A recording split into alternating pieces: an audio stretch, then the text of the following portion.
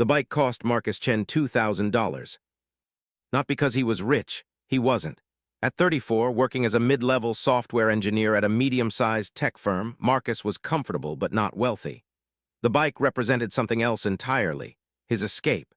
Every morning before work, every evening after, the specialized stump jumper was his therapist, his meditation, his rebellion against the fluorescent-lit monotony of his job. He'd bought it 3 months ago, after his wife, Sarah, had left him. They'd been married for 7 years. No dramatic affair, no sudden betrayal, just the slow erosion of a relationship neither of them had fought hard enough to save. By the end, they were two people sharing a mortgage, a refrigerator, and the burden of mutual disappointment. When the divorce papers were signed, Marcus had taken the house, she'd taken the cabin in Tahoe, and they'd split the retirement accounts like they were dividing the spoils of a conquered city. The bike became the first thing Marcus bought entirely for himself since he was 23. Pinewood Estates, where Marcus lived, was the kind of neighborhood that took itself very seriously. Winding streets with names like Duchess Drive and Parliament Place. Homes that started at $1.2 million and climbed from there. The HOA dues were $375 a month, which bought you the privilege of grass that was exactly 2.5 inches tall, mailboxes in an approved shade of subtle charcoal, and the constant surveillance of people whose lives had become small enough that they could spend genuine energy worrying about the appearance of other people's lawns. The HOA president was Patricia Voss. Marcus had first heard about Patricia at a neighborhood meeting he'd attended shortly after moving in 6 years ago. He'd only gone because Sarah had insisted.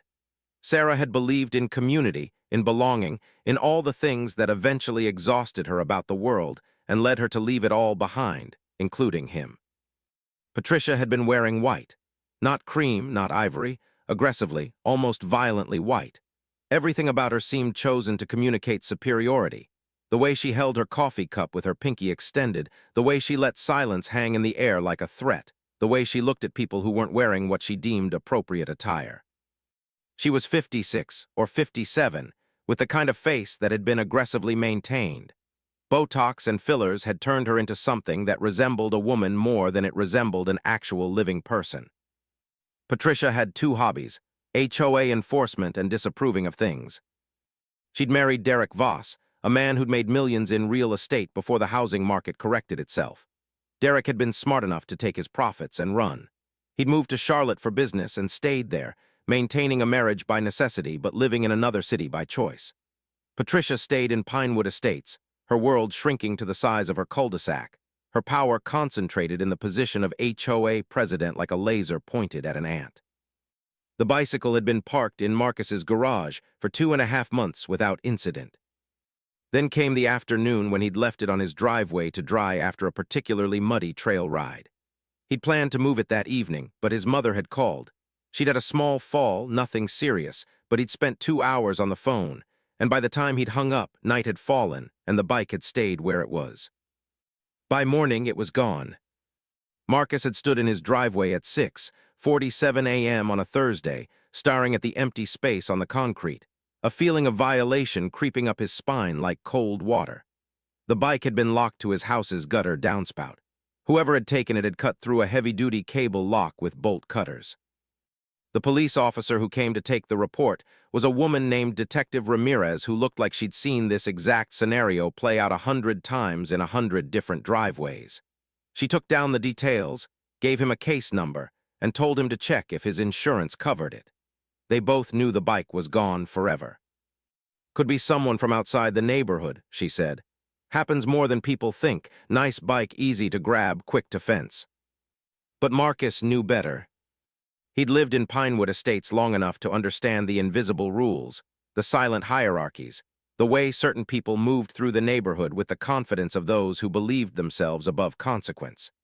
And something about the precision of the theft, the timing, the care taken to cut the lock cleanly without damaging the house, suggested someone who knew the neighborhood intimately. He filed a claim with his homeowner's insurance, paid the deductible, and tried to move on. 3 weeks later, he bought another bike. He'd been hesitant, almost ashamed, as if the first bike's disappearance was somehow his fault, a sign that he didn't deserve nice things. But the trails had been calling to him. The paths through the state park had become his therapy, his sanctuary. So he'd returned to the bike shop, chosen a different model, a Trek Marlin, slightly less expensive, equally excellent, and brought it home. This time, he'd installed it in his garage with a padlock and multiple cable locks. He'd even installed a small security camera above the garage door, angling it down to capture anyone who approached it. At night, he brought the bike inside the house, hanging it in his home office. He was not going to lose another one. For 5 weeks, the bike remained untouched. Marcus had ridden it on 17 separate occasions. He developed relationships with the trails again, Black Rock Ridge, Eagle's Nest Summit, the long, winding descent at Miller's Glen that made him feel like he was flying. He'd made the bike part of his identity again, the thing that separated the Marcus who was okay from the Marcus who wasn't. Then came the Tuesday morning when he went to retrieve it from his garage and found it gone again. The garage door had been closed. The lock had been picked, professionally, cleanly, leaving no evidence of forced entry.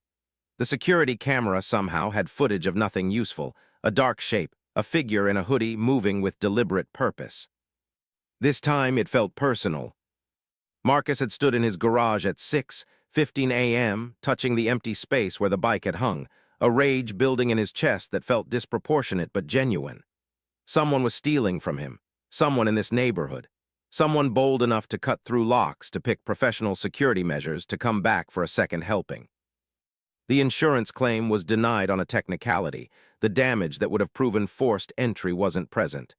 Seems more like a theft of opportunity, the claims adjuster said. Maybe someone with access to a key, a contractor, someone you hired, a family member. No contractors, no family, just Marcus alone in his house, his wife gone, his privacy violated. He'd filed another police report. Detective Ramirez came back, looked at the garage, looked at the security footage, and sighed. "I'm sorry," she said. "This is frustrating, but without definitive evidence of who's taking it, my hands are kind of tied. You could try a different security system, maybe something with louder alerts." Marcus was thinking about all of this. The theft, the violation of violation, when he ran into Patricia Voss at the mailbox. She was wearing a tennis outfit, all whites and pastels, her hair perfectly blow-dried at 8:30 a.m. on a Tuesday morning. She'd clearly been to her club, to her people, to her world. She was carrying a small Amazon box and a stack of mail. "Marcus," she said, her voice carrying that particular tone that suggested she was doing him a favor by acknowledging his existence. "I've been meaning to talk to you." He'd frozen, his mail half retrieved from his box. "About what?" Patricia had smiled. It wasn't a smile that indicated warmth. It was the smile of someone about to deliver bad news with pleasure. "Your bicycle," she said. "The one you left on your driveway last month. It's a very nice bike, but it's been quite an eyesore for the neighborhood. Leaving expensive equipment visible like that sends the wrong message. It invites theft, obviously, which I'm sure you've discovered. But more than that, it's not appropriate for our community standard. If you must have a bicycle, I'd suggest keeping it in your garage, out of sight. Our neighborhood maintains a certain aesthetic. I'm sure you understand." Marcus had stared at her. The conversation was so absurd, so impossibly tone-deaf, that for a moment he wondered if she was joking. But Patricia Voss didn't joke. She didn't have the capacity for humor because humor required the ability to see perspective, and Patricia existed at the exact center of her own universe, unable to perceive anything beyond her own standards. "My bike was stolen," he'd said, his voice careful. "Both of them, someone's been taking them." Patricia had adjusted her tennis bag, a designer piece that probably cost more than his first bike. "Sad, but not surprising if you're leaving valuable items visible. And really, we should probably address the fact that you seem to be having a security issue. Twice stolen suggests some negligence on your part." She'd walked away before he could respond. He'd stood at the mailbox for a long time, shaking. It was impossible. He knew it was impossible. Patricia Voss, the HOA president, would never steal bikes from her own neighborhood. She had money. She had status. She had no reason to need anything from anyone, but something in that interaction, the way she'd brought up the bike so specifically, the way she'd seemed almost gleeful about his loss, had made the impossible seem remarkably possible. Marcus had spent the next week obsessing. He'd researched Patricia Voss online, finding LinkedIn profiles and HOA meeting minutes, and a Facebook page dedicated to photos of her vacations and her roses and her golden retriever. Duchess, of course her dog had a royal name. Nothing suggested criminal behavior. Everything suggested an otherwise normal, if insufferable, suburban woman. But the obsession had taken root. He started paying attention to Patricia's routine. She left her house at 8:45 a.m. on Tuesdays and Thursdays for her tennis club. She left at 10 a.m. on Saturdays for something called brunch group. She walked her golden retriever, Duchess, every evening at 6 p.m., always clockwise around the neighborhood, always the same route. She'd installed a Ring camera outside her front door, not to prevent theft, but to monitor her driveway and ensure no one was parking incorrectly on the street in front of her house. Marcus had become that person, the one who notices everything, remembers patterns, traces habits. His sister had a word for it after his marriage ended, hypervigilance, she'd called it. The way he monitored everything Sarah did, looking for the moment she'd stopped loving him, the precise second when love became indifference. The therapist she'd recommended had called it rumination with a side of control-seeking behavior. He'd stopped seeing the therapist after 3 sessions. Now he was doing it again, but this time with Patricia. 2 weeks of obsessive attention, and he still had no proof. Just suspicion, shaped like a question mark, growing larger every day. It was Sarah who gave him the answer, or at least the avenue to pursue it. She'd called on a Sunday evening, which was unusual. They didn't call each other anymore. The divorce had been finalized 6 months ago, and they'd managed to make it cordial if distant. There was no anger between them, which somehow felt worse than anger. Anger suggested you still cared enough to feel something. "I'm selling the house," Sarah had said without preamble. "I wanted to tell you before I listed it. It's going on the market next month." The Tahoe cabin? He'd known she couldn't mean the Pinewood house. That was his. The divorce had been clean in that regard. "Yeah, I've realized I'm not there enough. I'm going to buy a place in Bend instead. Somewhere I can actually be present. I wanted to be at the cabin more, but honestly, once we stopped being married, it just felt like a place where we used to be together, and that's a hard thing to live with." He'd understood that more than she probably realized. That was half the reason he'd bought the bike, why he'd started riding obsessively. He was trying to carve out space where they had never been. "I wish you luck," he'd said, and meant it. "How are you doing?" she'd asked, and the question had felt genuine in a way their conversations hadn't been in years. "Really?" "Someone's been stealing my bicycles," he'd said. There had been a pause, then, "What?" "Twice, 2 different bikes. Someone in the neighborhood is taking them." Sarah had been quiet for a long moment. Then, "Marcus, that sounds really stressful, but also, have you thought about the possibility that you're maybe being a little hypervigilant about this? Like applying intention to something that might just be random. That happened before, remember. After I started the job at Stanford, you were convinced your mom was trying to break us up, and it turned out you were just." "I'm not paranoid," he'd interrupted, but the word had felt wrong in his mouth. "Wasn't that what paranoid people said?" "I didn't say you were paranoid. I said hypervigilant. It's different. It's like your brain is looking for patterns even when the evidence is thin.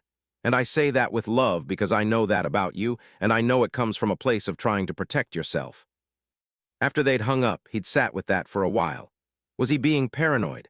Was he projecting his general sense of loss and violation onto Patricia Voss simply because she was convenient? No, he didn't think so. Paranoia was irrational fear. This was rational suspicion based on patterns of behavior and a specific interaction. Patricia Voss had brought up the bicycle. Patricia Voss had seemed pleased by his loss. Patricia Voss had called his security practices negligent in a way that suggested she knew exactly how someone might exploit them. The difference between paranoia and reasonable suspicion was evidence. So Marcus decided to find some. He bought a new bike, a specialized hybrid, nothing too expensive but not cheap either, and he set a trap. He ordered the cage online, a heavy-duty pet enclosure designed for large dogs, made of reinforced steel with a trigger mechanism that could be modified. He spent 3 days engineering it, modifying the trigger so that it could be activated by weight and proximity, so that if anyone tried to move the bike, the cage would drop down and lock in place via a series of electromagnetic magnets he'd programmed with a Raspberry Pi. He'd gotten the idea from an internet rabbit hole. There were entire subreddits dedicated to people setting traps for thieves, motion-activated sprinklers, fake security cameras, catch-the-thief contraptions. Some of it was illegal, but most of it existed in a gray area, a space where people were trying to reclaim agency in a world where they felt victimized. The morning he installed it, Marcus felt like he was crossing a line. He was a man who'd spent his entire adult life following rules, paying taxes on time, treating other people with basic respect. He wasn't someone who set traps. He wasn't someone who laid plans with the intention of capturing another human being. But his bikes had been stolen, and something in him had shifted. He installed the cage in his garage, testing the mechanism 17 times until it worked perfectly. He positioned the new bike underneath, accessible, visible, tempting. He angled his security camera down at the trigger mechanism. He waited. 3 days passed, nothing. On the 4th day, a Thursday morning, Marcus was preparing for work when his phone buzzed with a motion alert from his security camera. His heart had jumped immediately, sending adrenaline through his system. He'd pulled up the footage on his phone, watching the grainy video feed. A figure in a black hoodie, face obscured, approached the garage. The figure looked left and right, checking for witnesses. Then, with the confidence of someone who'd done this before, the figure reached for the bike. The cage fell like the blade of a guillotine. The figure's right wrist and hand were trapped beneath the heavy steel enclosure. There was a moment of confusion, then shock, then a scream that even through the muffled audio of the security camera sounded primal. Marcus had watched the figure thrash, pulling and twisting, trying to free the trapped hand. He could see the moment the realization set in. This was a trap, engineered specifically for this person, and there was no easy way out. The figure looked up at the camera, and even through the hoodie and the angle of the shot, even through the grainy quality of the feed, Marcus recognized the look of absolute fury. It was Patricia Voss, his neighbor, his HOA president, the woman who'd lectured him about neighborhood aesthetics while apparently committing serial theft. She was screaming now, actually screaming, demanding he let her out, calling his name, her voice hoarse and desperate. Marcus had sat on his bed, watching this unfold on his phone screen, and felt something crystallize inside him. He'd been right. His suspicion had been correct. His hypervigilance had actually been hypervigilance turned toward something real. The validation was overwhelming. He hadn't been paranoid, hadn't been projecting, hadn't been inventing patterns where none existed. Patricia Voss had stolen his bikes. Patricia Voss had been the one cutting locks, picking garage doors, taking something that was his with the presumption that she could, that she deserved it, that the rules that applied to other people didn't apply to her. And now she was trapped. For exactly 2 minutes and 47 seconds, Marcus sat in silence, watching his neighbor scream. She looked down at Patricia Voss, who was sitting on the garage floor, her right hand and wrist cradled against her body, tears streaming down her face, and for just a moment, no more than a second, maybe less, Ramirez smiled.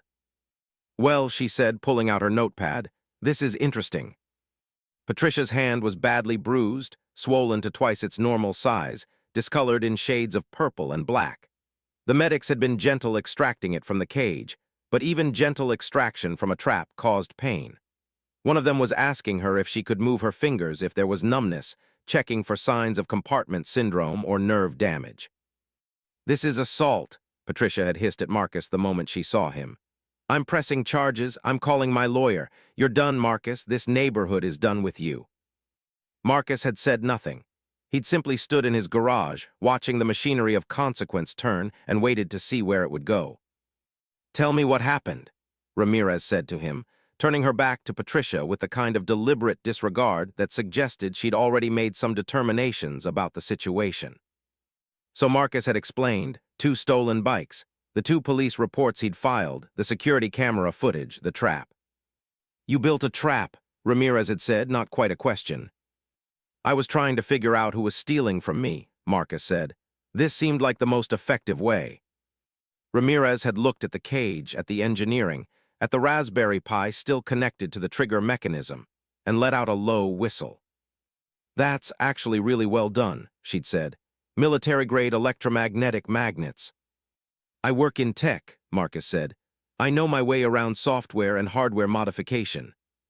Patricia had started yelling again, demanding medical attention, demanding lawyers, demanding that Marcus be arrested immediately for assault with a deadly device. One of the medics had suggested they take her to the hospital for proper evaluation, and she'd been put in the ambulance, still screaming about her rights and his crimes. Ramirez had stayed in the garage with Marcus. "Here's the thing," she'd said, "and I'm telling you this as someone who genuinely likes where this narrative is going, but also as someone who's been a cop for 22 years. What you've done is technically illegal. Setting a trap designed to harm a person, even a person committing theft, is a crime. It's aggravated assault in California. It could be worse. It could be attempted murder if someone had died, which they didn't, thank God." Marcus had felt the validation drain away, replaced by something cold and clarifying. "So I'm being arrested?" "Not yet," Ramirez said. "I need to consult with the DA's office. But here's what I think is going to happen. Patricia Voss is going to claim she wasn't stealing, that she was just looking at the bike, that this was an accident. And then it's going to come out that she actually was stealing from you, and probably from others, and probably for some reason that involves compulsion or kleptomania or just being a genuinely entitled asshole who liked taking things. And then we're going to have two crimes, hers and yours, and you're going to need a lawyer." "I have a lawyer," Marcus said. "I have a friend from college who does criminal defense." "Call him," Ramirez said. "And hey, before I go, that security footage. I'm taking a copy of that because it clearly shows her attempting to steal your property, and that's going to be important for your defense. Self-defense, recovery of stolen property, all of that is going to matter." She'd handed him her card with her personal cell phone number on the back. "Call me if anything else happens, and Marcus, be smart. Don't talk to anybody except your lawyer. Not your neighbors, not Patricia, not anyone. You understand?" "I understand," Marcus had said. By that evening, the neighborhood knew. HOA dramas had a way of moving through Pinewood Estates like a virus through a body. Fast, thorough, and impossible to contain. By 5 p.m., the details had been distorted, embellished, and reorganized into something that barely resembled the truth. According to the neighborhood Facebook group, Marcus had set a deadly trap that could have killed Patricia. Patricia had been just trying to help retrieve a package from his driveway. And there was some question about whether Marcus had ever been right in the head since his wife left him. His friend David Chen, no relation despite the shared last name, had come over that evening with Thai food and a bottle of whiskey. David was his lawyer, had been since college, was one of the few people from his old life who'd bothered to stay in his new one. They sat in Marcus's living room, the food growing cold on the coffee table, and David listened to the entire story without interrupting. "Okay," David said when Marcus finished. "The good news is that we have ironclad proof of theft, multiple instances, and a clear pattern. The bad news is that you're right about one thing. What you built is technically a trap designed to capture and potentially harm a person, and that is illegal as hell." "What am I looking at?" Marcus asked. "Best case, charges get reduced or dropped because the self-defense and prevention of property crime argument is strong, especially with security footage of her actively attempting to steal. Worst case, aggravated assault charges stick. You're looking at 6 months to a year in county, and you're definitely a felon, which affects employment, housing, basically everything." "She stole from me twice." "She did," David said, "but the system doesn't care about that the way you want it to. You can't construct a trap to catch someone committing a crime. That's vigilante justice, and that's not how the system works. The system works because we all agree to not set traps for each other, even when we're angry, even when it's justified." Marcus had stared at his untouched food. "So what do I do?" "You wait," David said. "You don't talk to anyone. You let her hand heal, and then you let the legal system do what it does. And you hope that when all the facts come out, the security footage, the pattern of theft, the neighbors who probably know she's been stealing, that a judge or jury recognizes that what happened here is complicated." The next morning, before Marcus could even get to work, Detective Ramirez called.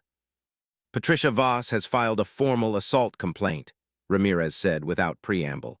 "But here's the thing. When we brought her in for an official statement, we also got a warrant for her residence. And Marcus, your instinct was right about more than just your bikes." "What do you mean?" "Her garage looks like a storage facility. Bikes, mountain climbing gear, camping equipment, electronics, all of it high-end, all of it reported stolen from your neighborhood or the neighborhoods adjacent.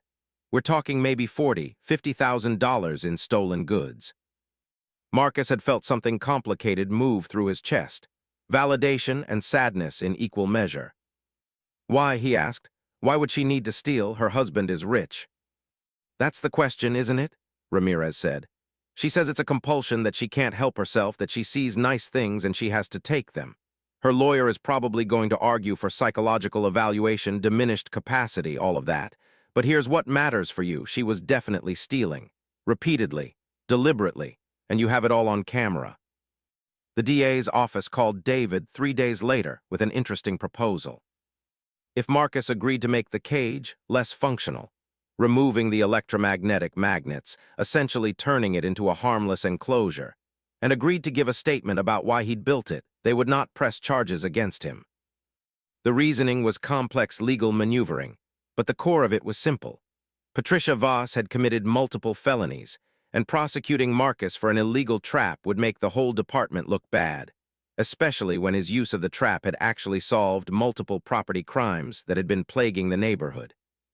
"So they're basically letting you off," David had said, reading the email, "because they want you to stop being the story so Patricia can be the story."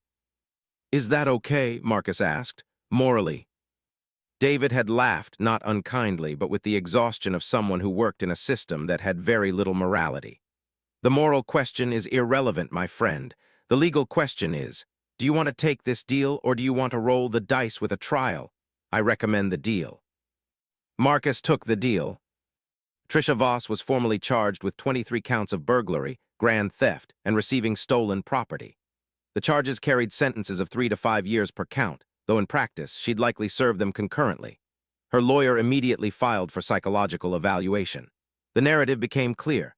Patricia Voss, who appeared to have everything, was stealing because something in her brain was broken, some compulsion she couldn't control, some need to take things that didn't belong to her. The neighborhood, facing the evidence, fractured in its response. Some people became convinced that Marcus had somehow driven Patricia to her crimes through his aggressive behavior and invasive security measures. Others pivoted to defending her, arguing that anyone could make a mistake, that she was clearly suffering from a mental illness, that compassion was what she needed, not prosecution. But a significant portion of the neighborhood, the people whose things had been stolen, the people whose sense of safety in their homes had been violated, the people who'd filed police reports and been ignored, they looked at Marcus with something approaching gratitude. Derek Voss, Patricia's absent husband, called Marcus 2 weeks after her arrest. "I wanted to thank you," Derek said, his voice strange, distant, and relieved at once. "I had no idea what she was doing. I've been in Charlotte for so long. We haven't been a real marriage in years. But when I found out what she was stealing, what she was compulsively taking, I realized something. She was stealing as a way of controlling her life when her life was out of control. Our marriage was out of control. Her sense of purpose was gone. And so she took things, because it was the one thing she could control." Marcus hadn't known what to say to that. "She's in treatment now," Derek continued. "Real treatment, not just the legal evaluation. A psychiatrist thinks it's related to compulsive behavior disorder and depression and a bunch of other things. It's not an excuse, but it's a reason. And I'm divorcing her. I should have done it a long time ago, but now I will." After they'd hung up, Marcus had sat in his quiet house and realized something strange. He felt sorry for Patricia Voss. Not because she hadn't stolen from him, she had. Not because he felt her crimes were justified, they weren't. But because he'd gotten what he wanted, the identification, the punishment, the validation that his suspicion was correct, and it hadn't fixed anything. She wasn't less broken, he wasn't less lonely. The world hadn't become simpler or safer or better. It had just become sadder. The cage sat in his garage, its magnets removed, its trap dismantled. Marcus had turned it into exactly what it now was. An empty enclosure, steel bars serving no purpose.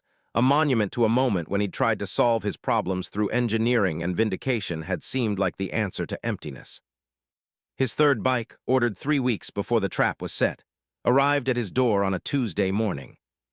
It was a carbon fiber road bike, sleek and beautiful and expensive in the way that expensive things are expensive. Not because they're more functional, but because people are willing to pay more for the appearance of quality. Marcus had carried it inside, locked all the doors, closed all the garage doors, and set up a secure storage system that was probably overkill. Then he'd put on his riding gear and headed for the trails. On Black Rock Ridge, moving uphill toward the summit, his legs burning in that good way that meant his body was alive and working and present. Marcus had allowed himself to think about what came next. There were two possibilities, he'd realized. In one, this was the end of the story. Patricia went to prison or a hospital or both. Marcus rode his bikes in peace. The neighborhood returned to its normal state of quiet surveillance and HOA enforcement. He slowly healed from his divorce, found someone new perhaps, maybe didn't, and built a life that was smaller but more intentional than before. In the other possibility, this was the beginning of something. The beginning of a different kind of obsession, a different kind of trap, a different kind of vigilantism. Because once you'd done it once, engineered a solution to a problem, caught a criminal, felt the satisfaction of being right, it became harder to let things go. The trap had worked. The methodology had worked. Why wouldn't you use it again? Reaching the summit, Marcus had stood catching his breath, looking out at the valley spread below him, and he'd realized. He didn't know which version of himself he was going to be. Dr. Emily Chen, Patricia's treating psychiatrist, had written to inform him that his victim impact statement would be included in Patricia's official evaluation for sentencing. The letter was clinical, professional, and somehow intrusive. It brought Patricia back into his consciousness at a moment when he'd started to believe he could think about other things. He'd been receiving invitations from neighbors. Some were subtle, casual run-ins at the mailbox that led to conversations about hiking trails, suggestions that he join a local cycling club. Others were direct.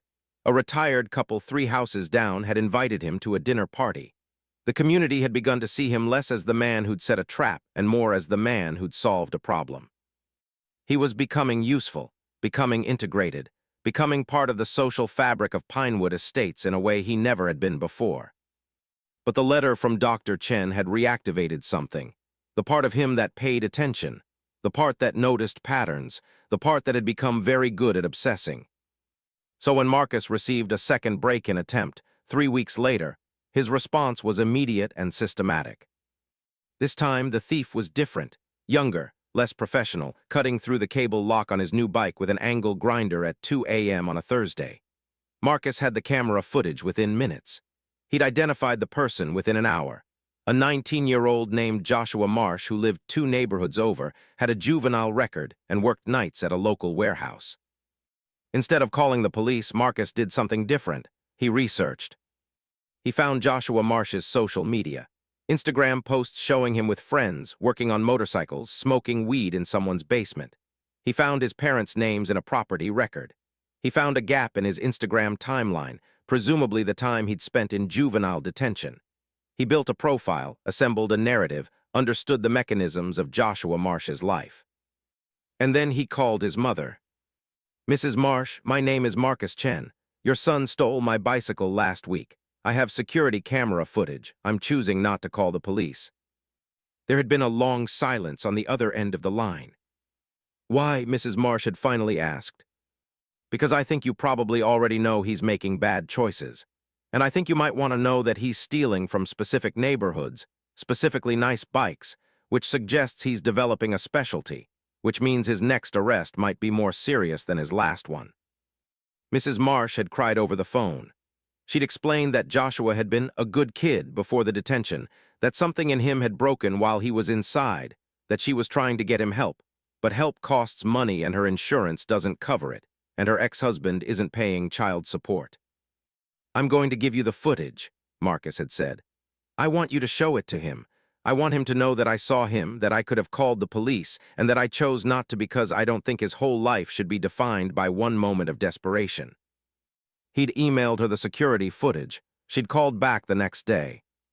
"He watched it," she said. "He cried. He's asked to go to a counselor, which he's been refusing to do, I think. I think maybe you saved his life." Marcus had hung up thinking about consequences, about how one person's moment of vigilance could ripple outward in ways both visible and invisible. Joshua Marsh would make different choices because Marcus had chosen mercy instead of punishment. The trajectory of his life had been altered by a phone call. The power of that realization was intoxicating. Over the next 6 months, Marcus's cage evolved. He removed the magnets entirely, creating a space where people could be trapped without being physically harmed. He engineered it to send notifications to his phone, to alert him not with violence but with information. He began thinking of it not as a trap, but as a tool for identification. And he began seeing his neighborhood differently. There was Ellen Martinez, 2 streets over, whose expensive purse collection didn't match her accountant's salary. There was David Kim, who claimed to be a consultant but whose work seemed entirely theoretical. There was the parade of delivery trucks and contractors and yard maintenance people who came through Pinewood, estates with the assumption that they could do whatever they wanted in a place where people weren't paying attention. Marcus began paying attention. He installed cameras at strategic points throughout his property. He began cataloging visitors, their vehicles, the patterns of their movements. He created a system, a methodology, a way of seeing the world that reduced it to data points and behavioral patterns. His home office became a kind of command center, multiple monitors displaying feeds from the neighborhood, spreadsheets tracking unusual activity. His sister Rachel came by unannounced in month 7. She found him in his office at 3 a.m., studying footage from a Friday evening when a landscaping truck had parked too long in front of his property. She looked at the screens, at the notebooks, at the intensity with which he was pursuing what amounted to nothing, and she said his name very quietly. "Marcus, what are you doing?" He'd looked up, and even as he was explaining about the landscaping truck and the suspicious amount of time they'd spent idling near his property, even as he was constructing a narrative about possible reconnaissance, he could see the worry crystallizing on her face. "I'm just being aware," he'd said. "I'm just paying attention." "You're obsessing," Rachel had said. This is the thing you do. You fixate. You noticed that Patricia was stealing your bikes and you were right, and now you think that means the answer to safety is surveillance and control." "It worked," he'd said. "It did work," she'd agreed. "And then it didn't. It stopped working, and you kept doing it anyway. You're doing it with less evidence now, more paranoia, more hours spent staring at screens trying to find patterns that might not exist." "Joshua Marsh was real," Marcus had said. "I solved it and I helped him." "You did, and that was good. But one good outcome doesn't mean surveillance is the answer to every problem. You're building a cage, Marcus, but it's not just outside anymore. It's inside you." After Rachel left, Marcus had sat in the dark of his office, screens glowing like a promise he didn't know how to keep. He'd recognized the truth in what she'd said, the terrifying accuracy of it. He'd started with a trap designed to catch a thief. He'd ended with a life designed around catching something that couldn't be caught. Safety, certainty, control. And he knew, in the way you know something that you don't want to know, that stopping would be harder than starting had been. The next morning, he'd called David. "I need help," Marcus had said.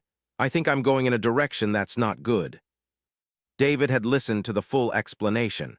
The surveillance, the obsession, the way Marcus was approaching his neighborhood not as a place to live, but as a puzzle to solve. And then David had given him a recommendation for a therapist. "Her name is Dr. Sarah Okonkwo, and she specializes in trauma response and obsessive behavior," David had said. "You're going to want to see her, not because there's anything wrong with you, but because something broke when Sarah left, and then when the bikes started getting stolen, and then when you built the trap.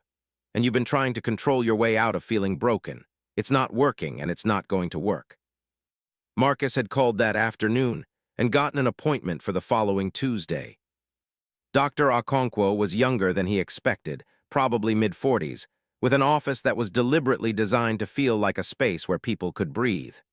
She had him start from the beginning: the divorce, the bikes, Patricia, Joshua, the surveillance system. "What are you afraid of?" she'd asked after he finished. He'd thought about that if I'm not paying attention, bad things will happen, that if I'm not watching, I'll be victimized again. Has that been true? Once, it was true once with Patricia. And Patricia is now in the psychiatric system. Her crimes are documented, and your cameras captured evidence that led to solving neighborhood thefts that had been happening for months. So in solving that problem, what did you solve?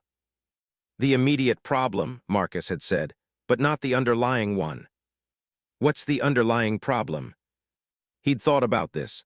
That I can't control my life, that people can hurt me and I can't stop it, and I have to learn to be okay with that. "And so you're trying to control your environment, your neighborhood, your data, to avoid the discomfort of not knowing what's going to happen next." "Yes," he'd said. "That's going to create a different kind of cage," Dr. Okonkwo had said gently. "One with bars made of anxiety instead of steel."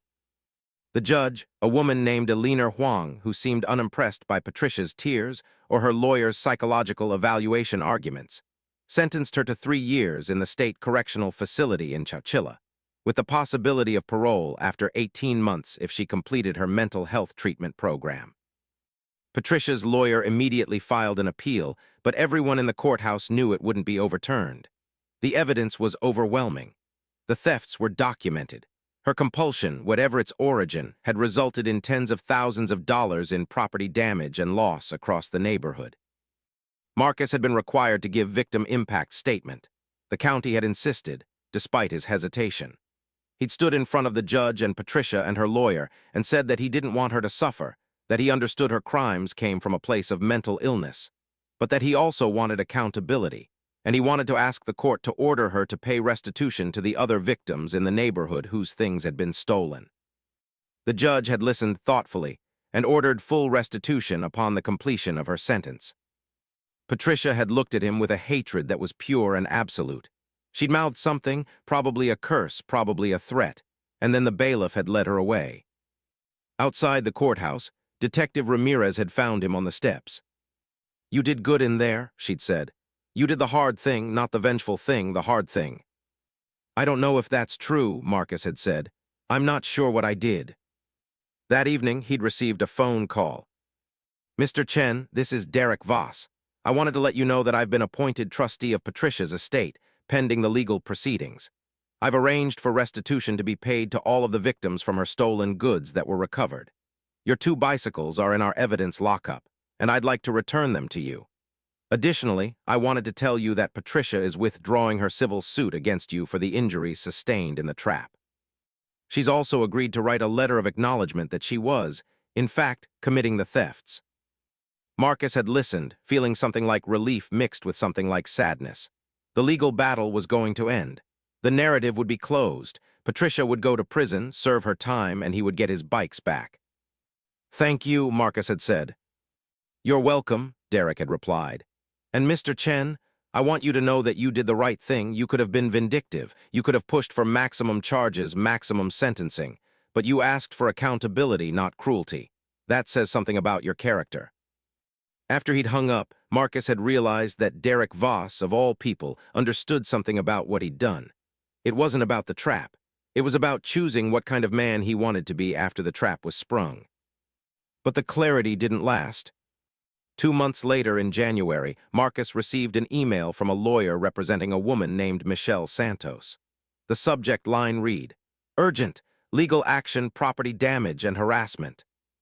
Michelle Santos lived in a different part of Pinewood Estates, a street that ran perpendicular to his, and she had apparently received repeated visits from a young man fitting Joshua Marsh's description, who had stolen her outdoor security camera, her garage-mounted motion sensor, and various other items over a period of weeks.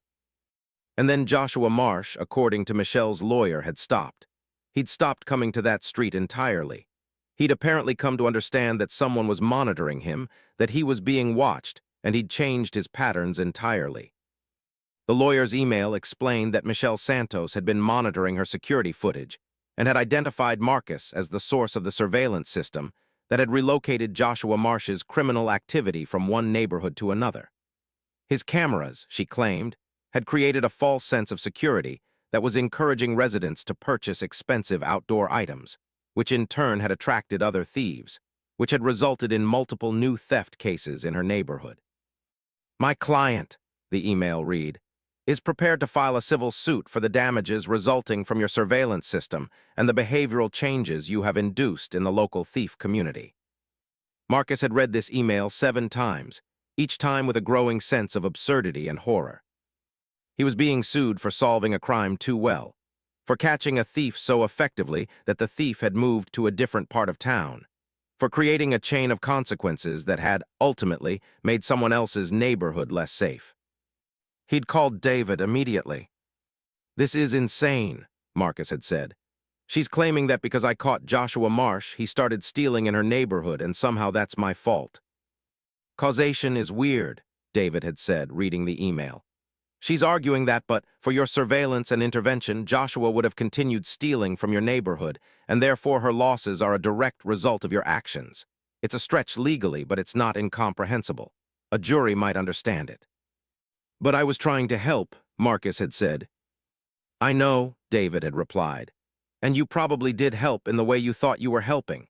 But you also created information, and information creates consequences, and consequences are hard to predict. 3 weeks later, Michelle Santos filed the civil suit. She was asking for damages in the amount of $43,000, the value of the items stolen in her neighborhood, plus legal fees, plus punitive damages for intentional surveillance harassment.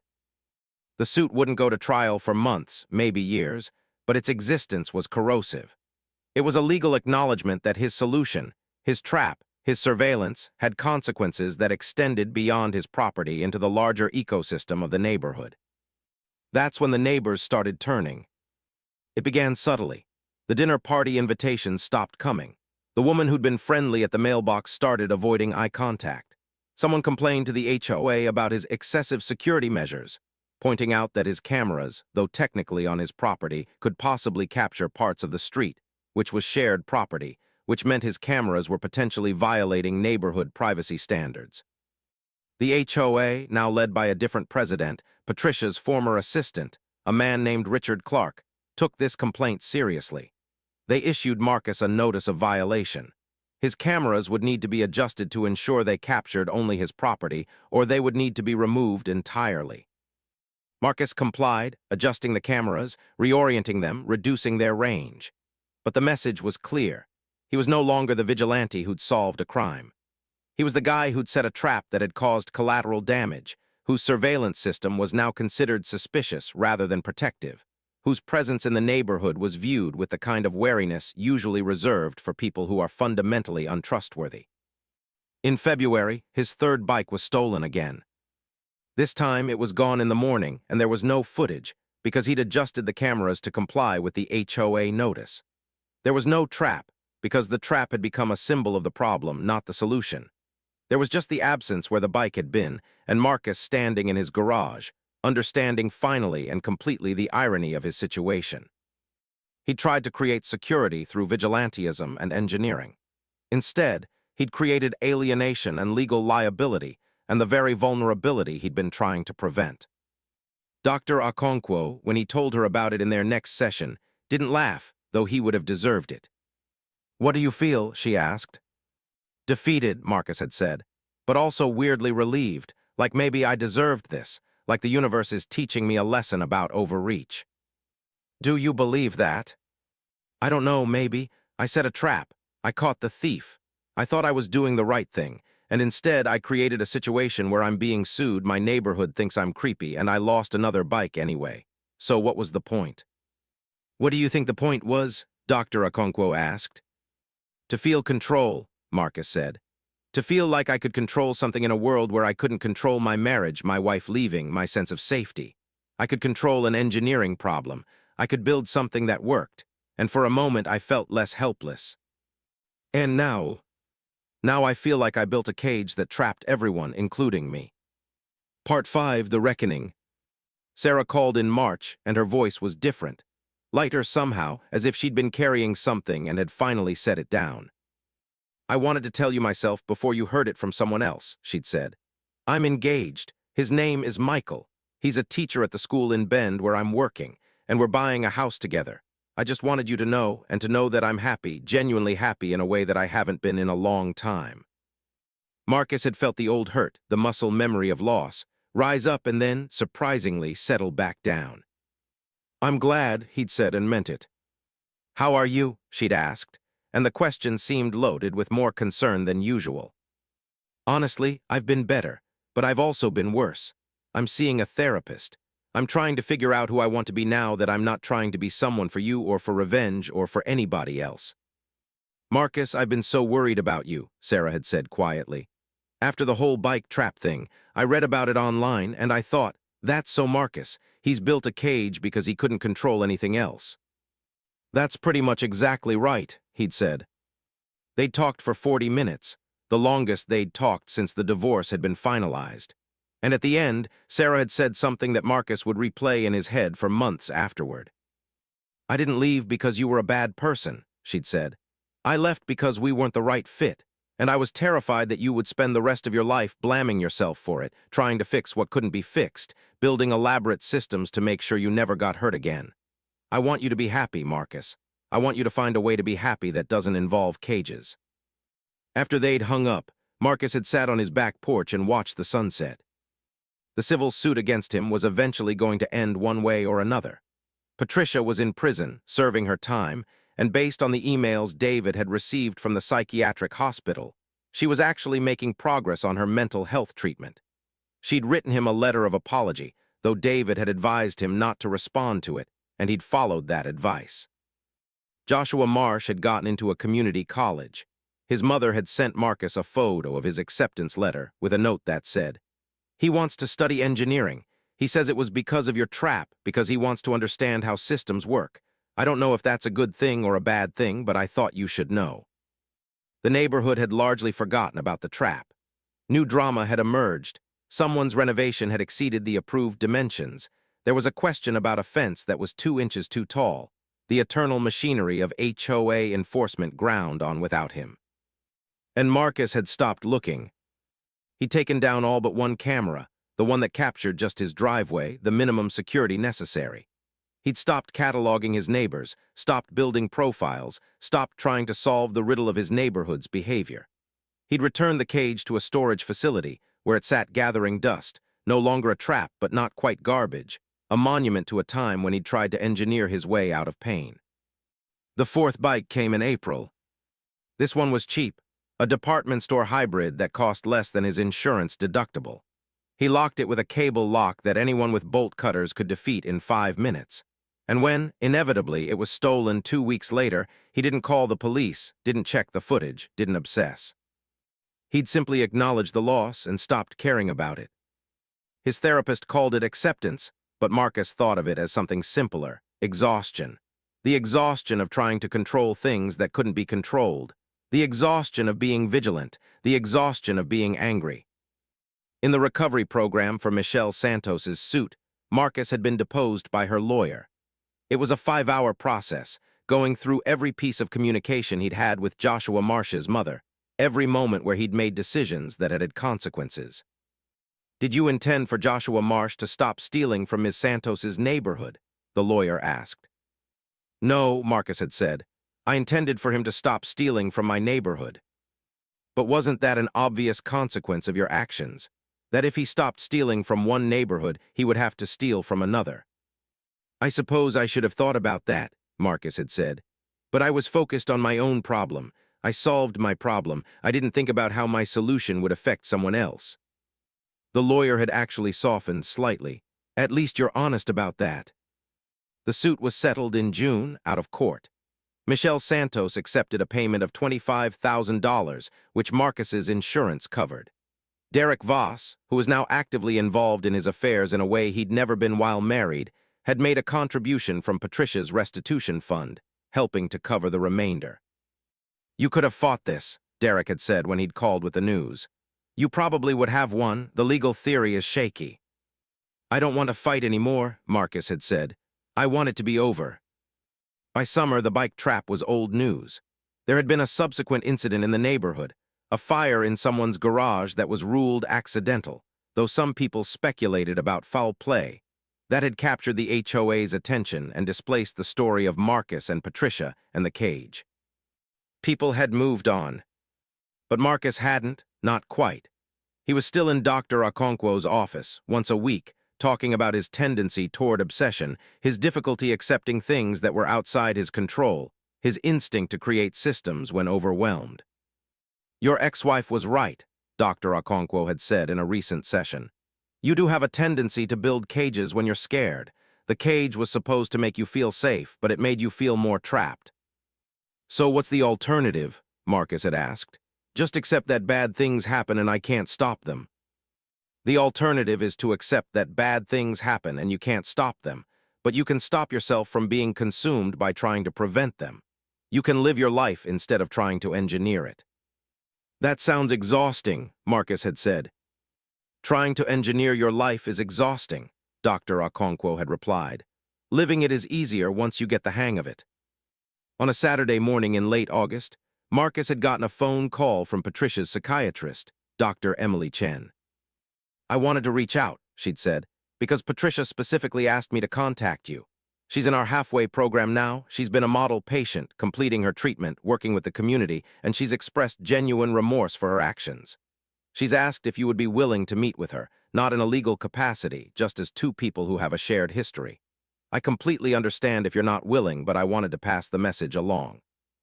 Marcus had said he would think about it. He'd thought about it for a week.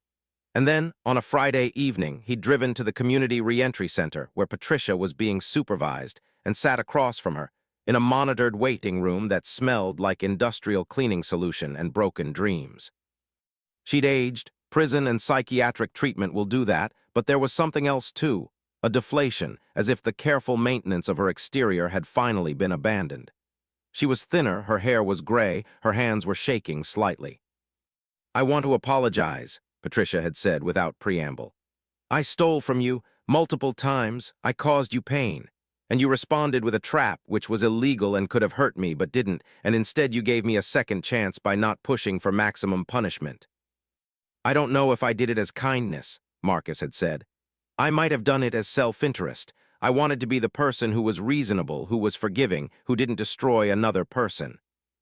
"Why?" Patricia had asked. "Because I didn't want to become the kind of person who set cages for other people," Marcus had said. "Because I realized I was already becoming that person, and I didn't like it." Patricia had started crying, which was strange to see, because he'd never seen her vulnerable before. Patricia Voss, the HOA president, the woman who'd looked at him with such contempt, was now a broken woman in a prison jumpsuit, tears streaming down her face. "I'm so sorry," she'd said. "I don't know why I was taking things. The doctors say it's a compulsion, some response to feeling like my life was out of my control. I had this husband who was never home, this big, beautiful house that I was supposed to maintain perfectly, and the more controlled I tried to be, the more I felt like I was disappearing. So I started taking things, like I could take back something tangible in a life that was slipping away." Marcus had understood in that moment that they had more in common than he'd ever wanted to acknowledge. "I'm sorry I built a trap," he'd said.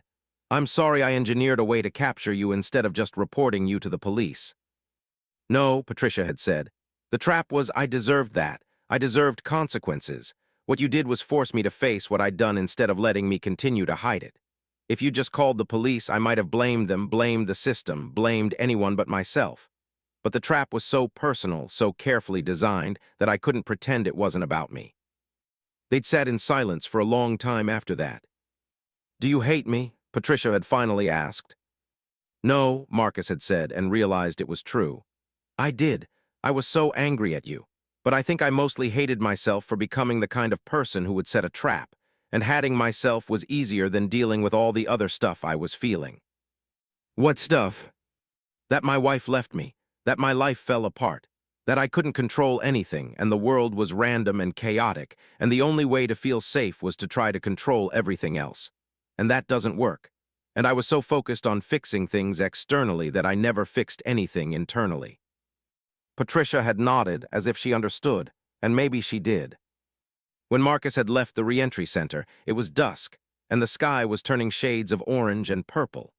He'd driven to the trailhead, even though it was getting late, and he'd gone for a ride on the Black Rock Ridge Trail with a borrowed bike from the community equipment shop. As he'd climbed the trail, legs burning, he'd thought about cages, about how they could be made of steel or plastic or code or surveillance data, about how the most dangerous cages were the ones you built for yourself, one pattern of thinking at a time, one obsessive thought at a time, until you couldn't see past them anymore. And he'd thought about Patricia, writing out her sentence, doing her treatment, trying to rebuild herself from the inside out.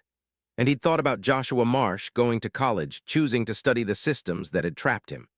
And he'd thought about Michelle Santos, moving on with her life, the lawsuit resolved, the drama over.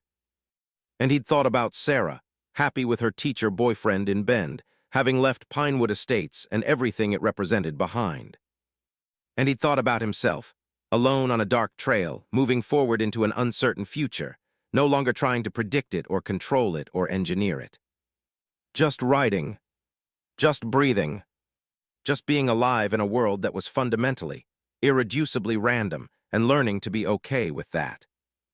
She'd been released from the reentry program 3 months earlier and was living in a small apartment in Sacramento, working as a peer counselor for other people struggling with compulsive behavior disorders. The letter was handwritten on plain white paper and arrived in a standard envelope with no return address, which struck Marcus as considerate. She was trying not to intrude too much into his life. The letter read, "Marcus, I've been trying to figure out how to write this for months. There's no good way to apologize for what I did. There's no combination of words that adequately conveys the shame I feel or the gratitude I feel for what you chose not to do with the power you had over me. I've been in treatment for 18 months now. My psychiatrist says I have complex PTSD stemming from childhood trauma combined with obsessive-compulsive patterns and depression. That's not an excuse for stealing from you. It's an explanation, but not an excuse. I've made restitution to everyone I stole from in the neighborhood. I've apologized individually to each person, knowing that most of them don't want to hear from me. That's their right. But I wanted you to know that when you could have destroyed me, legally, socially, every way a person can be destroyed, you didn't. You chose justice over vengeance. You chose accountability over cruelty, and that choice saved my life. I don't say that lightly. When I was in prison, there were nights I wanted to end everything. The shame was overwhelming. The understanding of what I'd done, how many people I'd hurt, how much I'd destroyed. But I kept coming back to the fact that you could have made everything worse, and instead you showed me mercy. That mercy changed me.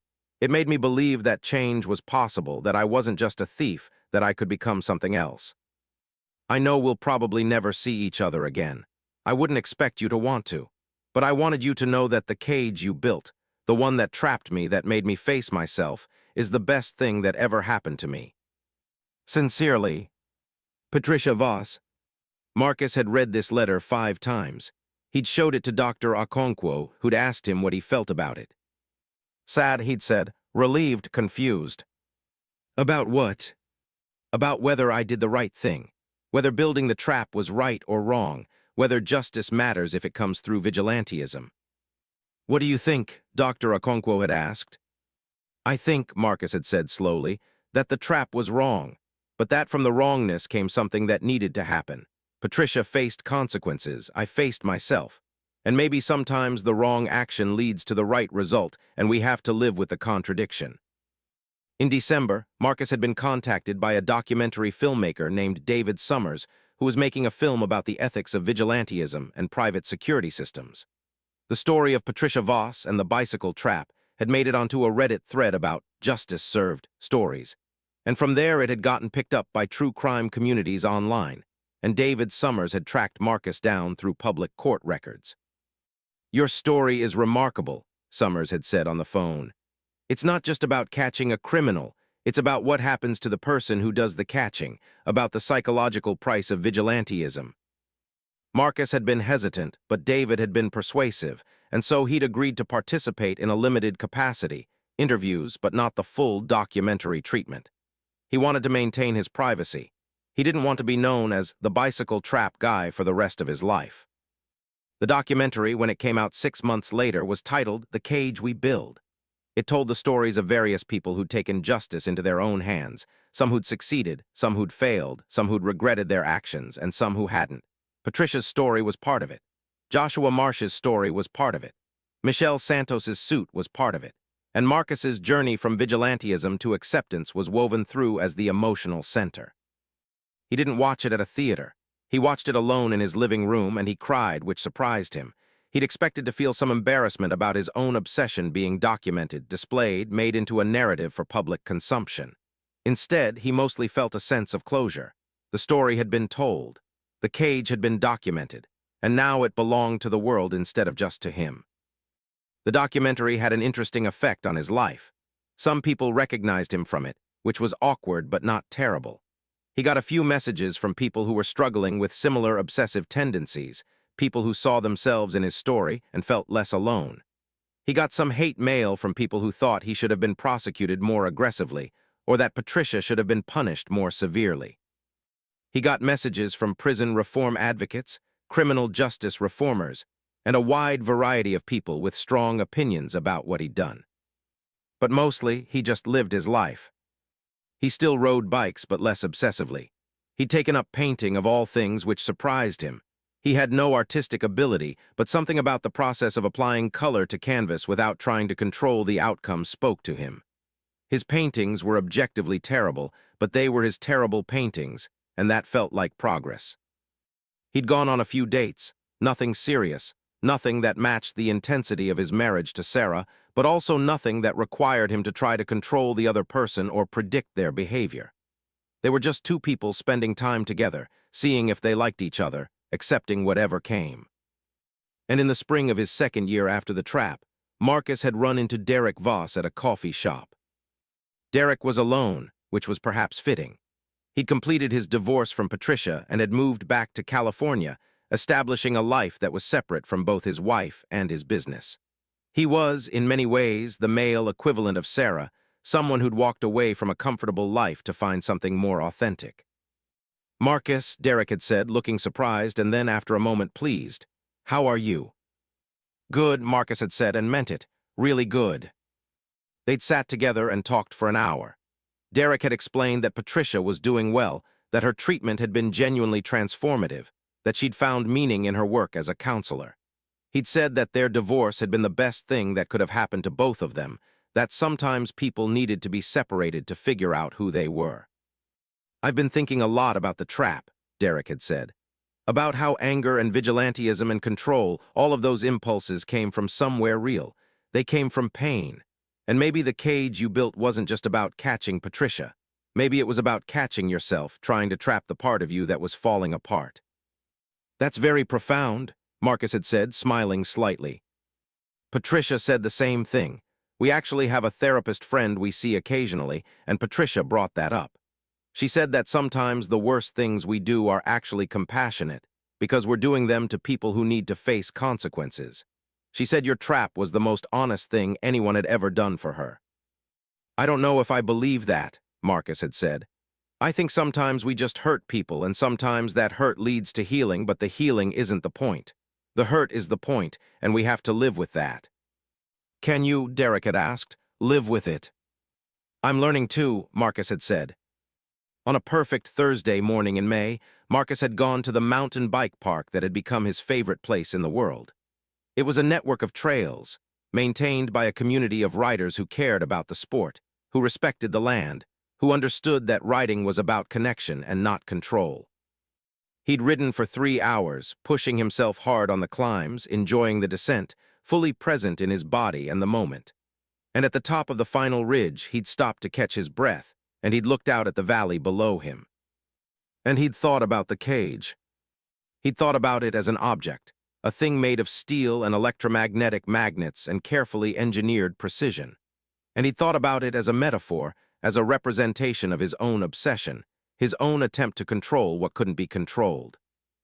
He'd thought about Patricia, released from prison, working with others, trying to help, trying to rebuild. And he'd thought about Joshua in college, studying engineering, trying to understand how systems worked so he could build something better than a cage. And he'd thought about Sarah, happy in Bend, living in the space where they'd stopped being together. And he'd thought about Michelle Santos, moving on, the lawsuit resolved, the drama behind her. And he'd thought about himself, standing on a mountain, a small human in a vast landscape, no longer trying to control anything except his own breathing, his own pedaling, his own choice to be present in the moment instead of obsessing over what had happened or what might happen next. The trap had worked. It had caught Patricia. It had led to her facing consequences and eventually to her healing. It had led to Joshua Marsh's transformation. It had led to a civil suit and a documentary and a lot of complicated feelings about justice and vigilantism and the proper role of the individual in society. But more than that, the trap had caught something else. It had caught Marcus's attention. It had forced him to see himself, his obsession, his need for control, his inability to accept things he couldn't change. And by catching all of that, it had given him the opportunity to let it go. The cage was still in storage, he supposed. He'd never gone back to retrieve it. Sometimes David would ask if he wanted to pick it up, move it, do something with it, and Marcus would say no, leave it where it is. It had served its purpose. It didn't need to serve anymore. As Marcus rode down the mountain, the wind in his face, the sun on his skin, the world spread out around him, he felt something that had become rare: peace. Not the peace of control, of knowing what was coming, of having engineered an outcome, but the peace of acceptance, of being alive in a world that was random and sometimes cruel and sometimes beautiful, and not needing to build a cage around it to feel safe. The peace of letting go. Patricia Voss published a memoir titled The Things We Take, a story of compulsion and redemption. It was a well-reviewed book. It dealt unflinchingly with her crimes, her mental illness, her time in prison, and her path to healing. Chapter 8 was about Marcus and the cage, and it portrayed him not as a villain but as a broken person doing his best to solve an impossible problem. Marcus read it once, and then he put it away. He'd learned by then that he didn't need to revisit that story. He was living a different story now. He'd gotten married. Her name was Alina, she was a high school teacher, and they'd met at a community college painting class. She didn't care about his past with the trap, though she'd watched the documentary. She cared about who he was now and who he wanted to be in the future. They'd bought a house together, not in Pinewood Estates, but in a smaller neighborhood nearby, one without an HOA, one where bicycles could sit on driveways and lawns could grow as they pleased. He'd given up some of his tech work to do consulting on a freelance basis, which gave him time to ride, to paint, to be present in his marriage in a way he'd never been able to be present before. Alina said he was different now, more relaxed, more able to just be with uncertainty. The documentary about vigilantism had won several awards, and it had sparked a national conversation about justice, revenge, and the proper role of the individual in creating the world they want to live in. That conversation was still ongoing, and Marcus didn't participate in it much. He'd said what he needed to say. He'd told his story. Now it belonged to others. Joshua Marsh graduated from community college and got a scholarship to transfer to a 4-year university. He was studying engineering, specifically designed for harm reduction and community safety. His mother still sent Marcus occasional updates, and he was genuinely proud of the young man Joshua had become. Michelle Santos never wrote to him, never reached out after the lawsuit was settled. But he saw her once at a grocery store in their neighborhood, and they exchanged nods of recognition. No words were necessary. They'd been caught in a situation together, their lives intersected for a moment by circumstances neither of them would have chosen, and then they'd moved on. Derek Voss eventually wrote a book of his own, about his wife's illness and his own failure to recognize it, about the dangers of a life lived in parallel instead of together. It was a different kind of book, more about responsibility, less about redemption, and it had its own impact. And Patricia, having served her time, paid her restitution, and worked through her treatment, was living somewhere up north, continuing her work as a peer counselor, still writing, still reflecting on the choices that had led her to steal and the consequences that had made her face herself. The cage was finally removed from storage 5 years after the incident. David had called Marcus to say that the storage facility was either going to charge more for it or require him to remove it. Marcus had thought about sending it to a museum of crime, or to a makerspace as an example of engineering used for vigilantism, or destroying it, or just leaving it. In the end, he'd asked David to donate it to a nonprofit that worked with formerly incarcerated people, with the idea that it could be displayed as a symbol of what happens when we build walls around ourselves and each other. The nonprofit had accepted it with gratitude. They displayed it in a large open space with the title, The Cage We Build, and a placard explaining its story. People who came to the nonprofit, people who were rebuilding their lives after incarceration or crisis, would see that cage and think about what it meant. Some of them probably saw it as a symbol of oppression, of the systems that trapped them. Others saw it as a symbol of accountability, of a person facing the consequences of their actions. And some probably just saw it as an interesting piece of engineering. Marcus went to see it once, 5 years after he'd built it with Alina. Standing in front of it, really looking at it for the first time since it had been dismantled, he felt the weight of it differently. It wasn't a threat anymore. It wasn't a symbol of his failure or his success. It was just an object made of materials and intention that had served a purpose and now served another. "You built this?" Alina had asked, looking at it with the appreciation of someone who understood engineering. "I did," Marcus had said, "when I was a different person." "Are you still that person?" "A little," he'd said, "but less so every day." That night, they'd ridden together on a local trail, a beginner-friendly path that Alina was just starting to get comfortable on. They'd ridden slowly, enjoying the evening light, talking about nothing in particular. And as they'd ridden, Marcus had felt something that he'd worked 5 years to develop: the ability to be present without trying to control, to be alive without needing to engineer certainty. The bicycle had meant different things at different points in his life. It had been a source of escape after his divorce. It had been an object of obsession when it was stolen. It had been a tool in his attempt to create justice. And now it was simply something he did for joy with someone he loved on trails that belonged to no one and everyone. The cage had served its purpose. Patricia had faced consequences and found healing. Joshua had found a new direction. Michelle had received restitution. And Marcus had learned the most valuable lesson of all, that the things we can't control are not our enemy. Sometimes they're just life, unfolding in all its random, unpredictable, beautiful chaos. And learning to be okay with that, to live in that space, to accept that we can't engineer our way to happiness or safety or peace. That's the real trap we need to escape from. Not the one made of steel and magnets. The one we build for ourselves, day by day, obsession by obsession, until we decide finally to let it go.